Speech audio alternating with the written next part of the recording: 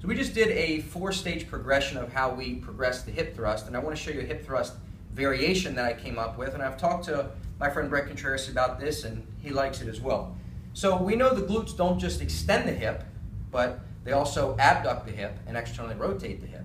So I figured, why can't we bring that into this exercise?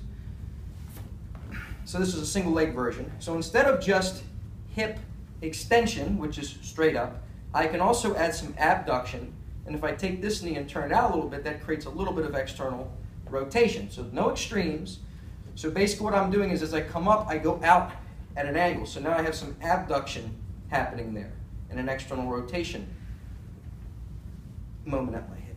You really feel that contraction. So let me show you from this side using this leg. So instead of just straight up, I'm not saying we don't do this, we certainly do, but you can add this element in.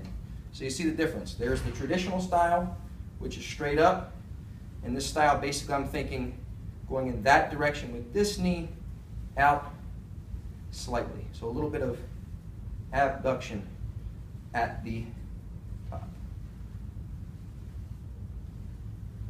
You can feel the difference there. So if I wanted to add weight, I could put a dumbbell on this hip or the other hip. You can play around with that. You can add that into your progressions as well.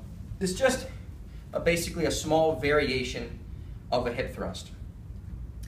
And you can factor those into the progressions that we showed you when we just did the unloaded single leg version or the loaded single leg version. And you can mix up the two just to tweak your workouts a little bit.